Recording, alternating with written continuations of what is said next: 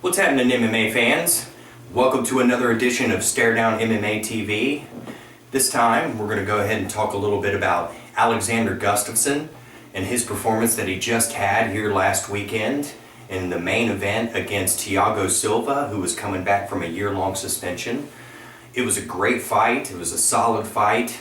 Thiago Silva, as always, super aggressive, coming forward, looking for the kill. Gustafsson playing a little bit more strategic, laid back, used his superior reach advantage and his striking to keep Silva at bay, land a couple of nice shots, especially that quick uppercut in the opening round that pretty much about rocked Thiago's brains out. But unfortunately for Gustafsson, Silva's tenacity shone through and he was able to take the fight the distance the full 3 rounds. Now we're left wondering as to where Gustafsson stands. We already know that he's already broken the top 10 in the light heavyweight division. So now we're all stuck wondering, kind of what's next for him. Logically, we're all, of course, wondering what's going to be the outcome of this weekend's UFC 145 when Sugar Rashad Evans tries to take the belt away from John Jones.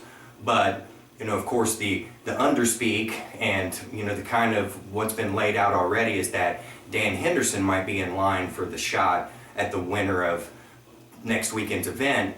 But of course now we're wondering whether or not Gustafsson is actually ready for that upper echelon top tier competition next for his upcoming fight, or whether or not he should fight someone that would be a little bit more hovering towards the middle of the light heavyweight ranks.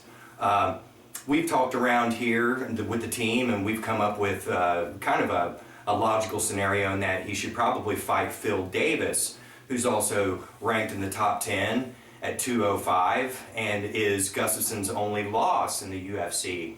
So it only makes sense for them to square off here coming up. And boy, what a great fight that would be. That Gustafsson actually trained with Davis following his loss to Davis, and trying to brush up on his wrestling skills, takedown defense and whatnot.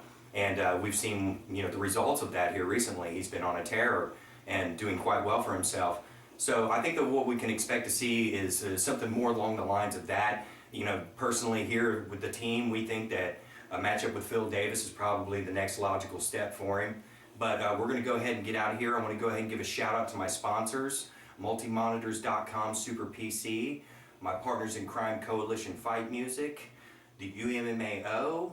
I want to give a shout out to Josh Wood, MMA Valor. And I also want to congratulate Karen Bryant, Wade Eck, and the whole team at MMA Heat for their outstanding coverage that they did for the UFC on Fuel 2, which was the event that was last weekend, which was Gustafsson and Silva. They did a great job. It's about time. They've worked hard and they deserve it. I'm out of here, guys. We'll see you in the next episode. Bye.